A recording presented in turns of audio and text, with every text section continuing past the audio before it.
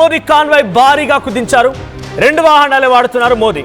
ఇక మోదీ బాటలోనే తెలుగు రాష్ట్రాల సీఎంలు కూడా వెళ్తున్నారు. కాన్వాయ్ ని 4 వాహనాలకు తగ్గించుకున్నారు CM Chandrababu and deputy CM Pawan Kalyan. ఇక భద్రతా సిబ్బందికి స్పెషల్ బస్ ని ఏర్పాటు చేశారు చంద్రబాబు కాన్వాయ్ లో. ఇక తన కాన్వాయ్ కూడా తగ్గించాలని సీఎం రేవంత్ రెడ్డి అధికారులను సూచించినట్టు తెలుస్తోంది. 4 లేదా 5 వాహనాలకే తన కాన్వాయ్ని కూడా పరిమితం చేసుకునే అవకాశం ఉంది ముఖ్యమంత్రి రేవంత్ రెడ్డి. దేశంలో అసలు ఏం జరుగుతోంది? ఫ్యూయల్ క్రైసిస్ భారీగా పెరగబోతోందా? అంటే ముఖ్యమంత్రులు, ప్రధానులు, డిప్యూటీ ముఖ్యమంత్రులు, మంత్రులు అందరూ తమ కాన్వాయ్ని తగ్గించుకుంటున్నారు, వాహనాలని తగ్గించుకుంటున్నారంటే ఏకంగా మోదీ ఏమన్నా మాట్లాడుకొచ్చారు. బిఫోర్ అండ్ ఆఫ్టర్ విజువల్స్ మనం చూస్తున్నాం. బిఫోర్ విజువల్ చూడండి, చంద్రబాబు కాన్వాయ్లో ఎన్ని వాహనాలు ఉండేవనేది. సో బిఫోర్ విజువల్ చూస్తూ ఉంటే అది మోదీకి సంబంధించినటువంటి వాహనాల సంబంధించి విజువల్ అది. సో ఒకప్పుడు ఆయన వాహనాలు 40-50 వాహనాలు ఉండేవి. ఆయన కాన్వాయ్లో 40 నుంచి 50 వెహికల్స్ ఉండేవి. ఇప్పుడు కేవలం 2 అంటే 2. ముందొక వెహికల్ వెళ్తోంది, వెనకాల ఇంకో వెహికల్ వస్తుంది. 2 వాహనాల్లోనే ఆయన బయటికి వెళ్తూ ఉన్నారు. అయితే చాలా భారీ స్థాయిలోనే వాహనాల్ని తగ్గించుకున్నారు ఆయన. సో ఇవన్నీ కూడా క్రైసిస్, ఫ్యూయల్ క్రైసిస్ రాబోతోందా? దానికి సంకేతాలేనా? డైరెక్ట్గా బంగారం కొనొద్దంటున్నారు, ట్రావెల్స్ బంద్ చేయాలంటున్నారు. అబ్రాడ్కి లేకపోతే ఇతరత్ర టూర్స్ అండ్ ట్రావెల్స్ బంద్ చేయాలంటున్నారు. కంట్రోల్డ్గా మీరు డబ్బులు వాడుకోవాలంటున్నారు. ఆ తర్వాత వాహనాల్ని కూడా తగ్గించుకోవాలనుకుంటున్నారు. పెట్రోల్, డీజిల్ వాహనాల్ని కూడా మీరు వినియోగాన్ని తగ్గించుకోవాలని చెప్తున్నారు. ఇదంతా కూడా త్వరలో భారతదేశంలో ఎదురు కాబోయే క్రైసిసేనా? భారతదేశంలో ఫ్యూయల్ క్రైసిస్ రాబోతోందా? భారతదేశంలో ఇంకోవైపు పెట్రోల్, డీజిల్ ధరలు అమాంతంగా మరొక 1-2 రోజుల్లో ఆకాశాన్ని తాకే అవకాశం ఉంది. 5 నుంచి 10 రూపాయల వరకు పెరిగే అవకాశం కూడా కనబడుతోంది. వాటన్నిటికీ సంకేతాలు ఇప్పుడు మనకు చాలా క్లియర్గా వాళ్ళ కాన్వాయ్ని తగ్గించుకోవడం, వాళ్ళకి సంబంధించినటువంటి వాహనాలని తగ్గించుకునేటువంటి అంశాలను మనం చూడొచ్చు. ఒకసారి మోదీ హైదరాబాద్ వేదికగా సభలోనే మాట్లాడుకొచ్చారు. ఈ కాన్వాయ్ని తగ్గించుకోవాలి, బంగారం కొనొద్దు, డబ్బులు పొదుపు చేసుకోవాలనేది. ఒకసారి నేను ఏం మాట్లాడారో చూద్దాం. साथियों, आज जो संकट है उसमें हमें विदेशी मुद्रा बचाने पर भी बहुत जोर देना होगा, क्योंकि दुनिया में पेट्रोल, डीजल इतना ज्यादा महंगा हो गया है, पहले से कई गुना ज्यादा कीमतें बढ़ गई है. तो हम सबका दायित्व है कि पेट्रोल, डीजल की खरीद पर जो विदेशी मुद्रा खर्च होती है, पेट्रोल, डीजल बचाकर हमें वो मुद्रा भी बचानी है. साथियों పెట్రోల్, డీజిల్ ఇప్పుడున్నటువంటి సంకటం, ఈ సంకటంలో పెట్రోల్, డీజిల్ని కొంత వినియోగంని తగ్గించాల్సిందే, ఇది ఆయన చెప్తున్నమాట. అయితే ఇప్పుడు ఇవన్నీ కూడా సంకేతాలు. సో మొన్నే 5 రాష్ట్రాల ఎన్నికలు అయిపోయాయి. అందరం ఊహించినట్టుగానే పెట్రోల్, డీజిల్ ధరలు పెరగబోతున్నాయి. ఇట్స్ ఫర్ షూర్ పెరుగుతాయి. కానీ ఒకవేళ ఆ వ్యతిరేకతని ఎదుర్కోవాలన్నా, లేదు ఒకరికి చెప్పే ముందు డెఫినెట్గా మనం కూడా పాటించాలనే సిద్ధాంతం ఉంటుంది. కాబట్టి ఆ రకంగా మోదీ కూడా పాటిస్తున్నారు. అందుకే ఆయన పెట్రోల్, డీజిల్ ధరని పెంచబోతున్న తరుణంలో ఒక్కసారిగా ఈ రకంగా ఆయన కాన్వాయ్ని తగ్గించేశారు. మనం విజువల్లో చూస్తున్నాం. ఇంకోవైపు రేవంత్ రెడ్డికి సంబంధించి విజువల్ కనబడుతోంది. రేవంత్ రెడ్డి కూడా తమ కాన్వాయ్ని తగ్గించుకోవాలని నిర్ణయించినట్టు తెలుస్తోంది. 4 వాహనాలకే పరిమితం చేయాలనుకుంటున్నారు. అటు ఇప్పటికే ఏపీ సీఎం చంద్రబాబు కూడా తన వాహనాల్ని, కాన్వాయ్ని 4 వరకే పరిమితం చేసుకున్నారు. డిప్యూటీ సీఎం కూడా 4 వాహనాలనే వాడుతున్నారు. మరికొంతమంది మంత్రులు కూడా ఇప్పటికే తగ్గించుకున్నట్టు తెలుస్తోంది. ఏదేం జరిగినా ఈ స్థాయిలో క్రైసిస్ వస్తుందా అనే అనుమానాలు రావడానికి ప్రధాన కారణం వాళ్ళ కాన్వాయ్ని తగ్గించుకోవడం, వాళ్ళ యొక్క వాహనాన్ని, కాన్వాయ్ సంఖ్యను తగ్గించుకోవడంతో ఇది డెఫినెట్గా కన్ఫర్మ్ అయినట్టుగా అంతా భావిస్తున్నారు. సో ఒకసారి మా ప్రతినిధి కృష్ణమోహన్ సిద్ధంగా ఉన్నారు. కృష్ణమోహన్, ప్రధాని, ముఖ్యమంత్రులు, మంత్రులు అంతా తమ కాన్వాయ్లోని వెహికల్స్ తగ్గించుకుంటున్నారు. ఇది ముమ్మాటికి క్రైసిస్ ఉందనేటువంటి సంకేతం ఇస్తోంది. దీంతో పాటుగా పెట్రోల్, డీజిల్ ధరలు పెరగబోతున్నాయి రకం కూడా అర్థమవుతోంది. ఏంటి ఈ తగ్గించుకోవడం అనేది? చాలామంది అఫ్కోర్స్ అటు ప్రతిపక్షమైనటువంటి కాంగ్రెస్ కానీ ఇతరత్ర పార్టీ కూడా ఇదంతా ఒక పిఆర్ స్టంట్ అని చెప్తూ ఉంటాయి. సో ఇది పిఆర్ స్టంటా, నిజంగానే క్రైసిస్ ఉందా? మరి ప్రధానమంత్రి, ముఖ్యమంత్రులకే అందుబాటులో ఉన్నటువంటి ఫ్యూయల్ సామాన్య ప్రజలకు ఎలా అందుబాటులోకి వస్తుంది? ఈ క్రైసిస్ ఎలా ఓవర్కమ్ చేయబోతోంది? డెఫినెట్ గా ఇది ఒక పెద్ద క్రైసిస్ లాగే కనపడుతుంది. రాబోయే రోజుల్లో భారతదేశంలో ఒక ఎకానమికల్ గా కావచ్చు, లేకపోతే ఈ డీజిల్ పెట్రోల్ ధరకు సంబంధించిన ఆహారం కావచ్చు, నిన్న ఆ బంగారానికి సంబంధించిన జిఎస్టీ పెంచడం కావచ్చు, ప్రధాని స్వయంగా చెప్పడం బంగారం కొనొద్దని చెప్పడం, తర్వాత తన కాన్వాయ్ని ఓన్లీ 4 వాహనాలకి తగ్గించుకోవడం, తర్వాత దాన్ని ఫాలో అవుతూ ముఖ్యమంత్రులు, మంత్రులు అందరూ కూడా కాన్వాయ్ని తగ్గించుకోవడం, పెట్రోల్ ఇవన్నీ అంటే కొంత 50 రోజులు చాలా బ్యాడ్ గా ఉండబోతున్నాయనే ఒక ఇండికేషన్ ని ప్రధానమంత్రితో సహా అందరూ ఇవ్వబోతున్నారు. అది చాలా కీలకమైన అంశంగా మారబోతుంది.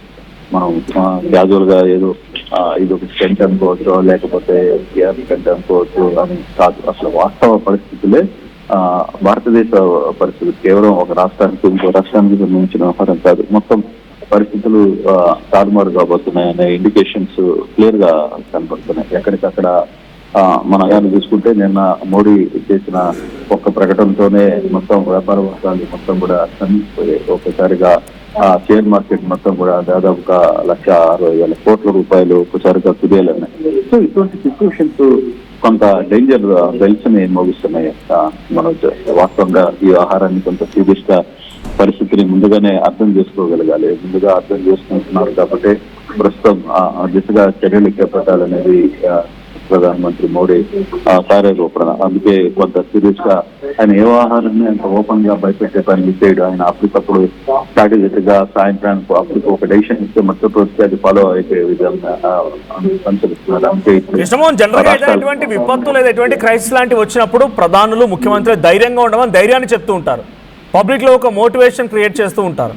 కానీ మోదీ, ముఖ్యమంత్రులు అందరూ, ప్రజాప్రతినిధులు లేకుంటే పబ్లిక్ చేత ఎన్నుకోబడ్డ వాళ్ళంతా కూడా ఇప్పుడు ఈ క్రైసిస్ని ఓవర్కమ్ చేయాల్సిన సిచ్యువేషన్కి ఒక మార్గాలు వెతకాల్సిన సిచ్యువేషన్ నుంచి వాళ్ళే పాటిస్తూ తగ్గిస్తున్నారు, కాన్వాయ్ సంఖ్యను తగ్గిస్తున్నారు. 2 రోజుల పాటుగా ఇది ఉండబోతోంది. మోదీ 2 వాహనాల్లో వెళ్తున్నారు. ఈ 2 వాహనాల ప్రక్రియ ఎప్పటికీ పర్మనెంట్గా ఉంటుందా? అంటే ఈ క్రైసిస్ ఓవర్కమ్ చేసేటువంటి ప్రయత్నం ఏది లేదంటారా? అంటే ఇంకొక 1 రోజుల పాటు ఇటువంటి పరిస్థితులు ఉండే పరిస్థితి అయితే ఉంది. మోడీ 2 వాహనాలు 4 వాహనాలను పోతున్నారు. చంద్రబాబు 11 వాహనాల నుంచి 4 వాహనాలకి ఆయన కూడా తగ్గించుకున్నారు. మంత్రులు ఆంధ్రప్రదేశ్ లో మంత్రులు నారా లోకేష్ అయితే కేవలం 1 వాహనంతోనే వెళ్ళిన పరిస్థితి. సో పవన్ కళ్యాణ్ 3 వాహనాలకి వచ్చారు. అంటే ఇవన్నీ కూడా కొంత క్రైసిస్ కి ఇండికేషన్స్ ఇస్తున్నారు.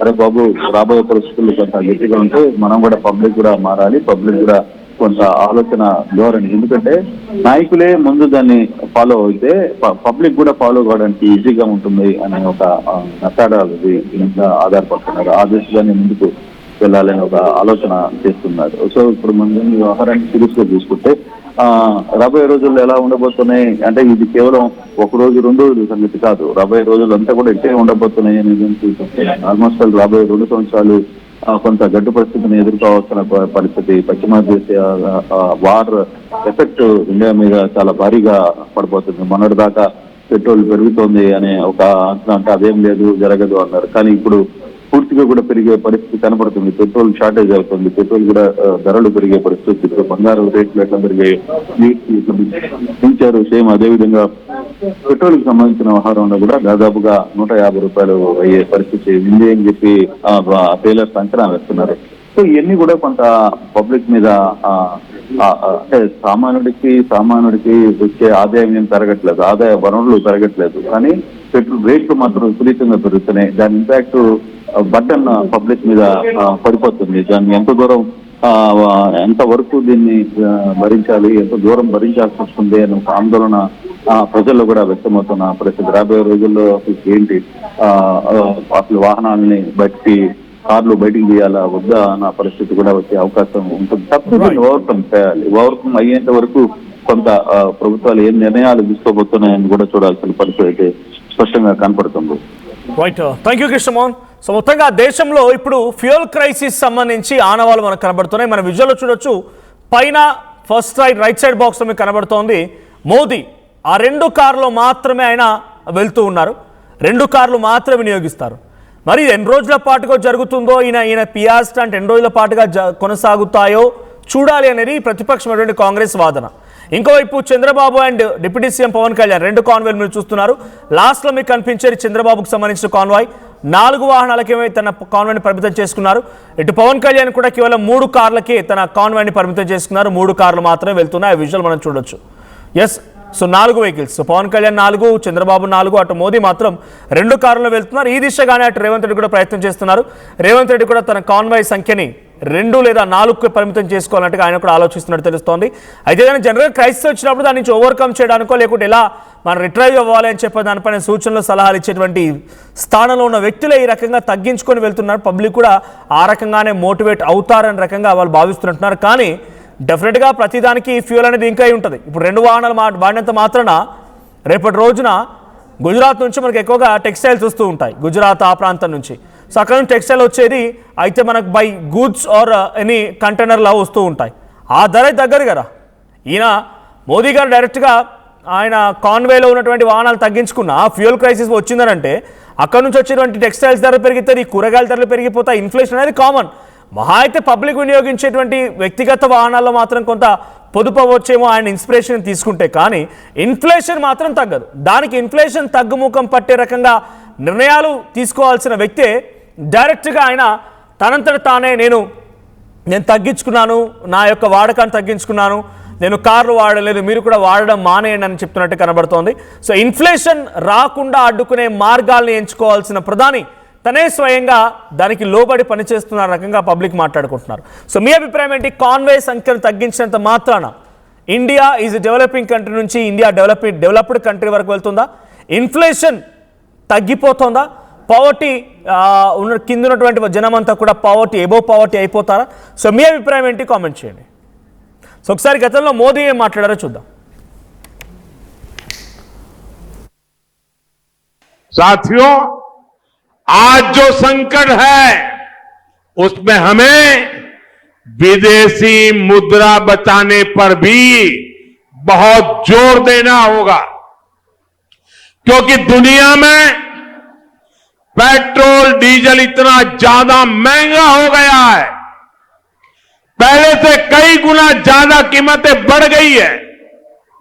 तो हम सबका दायित्व है कि पेट्रोल डीजल की खरीद पर जो विदेशी मुद्रा खर्च होती है, पेट्रोल डीजल बचाकर हमें वो मुद्रा भी बचानी है.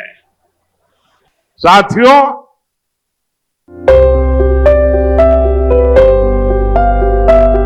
చిన్న చిన్న ఆనందాలు 35 ఏళ్లుగా నా జీవితంలో లేవు. 35 ఏళ్లుగా నేను డైపర్లలో బ్రతికాను. 6 సెంటీమీటర్ల ఫిస్టులా నా మూత్రాశయంలో లీకు కారణమైంది. ఎవరూ నాకు సహాయం చేయలేకపోయారు. ఏఐఎన్యూలో వైద్యులను కలిసే వరకు. అక్కడ వారు రోబోటిక్ శస్త్రచికిత్సతో నాకు పరిష్కారం ఇచ్చారు. వారు నా ఆత్మవిశ్వాసాన్ని కూడా తిరిగిచ్చారు. Precision care makes it possible. The Center for Robotic Surgery at AINU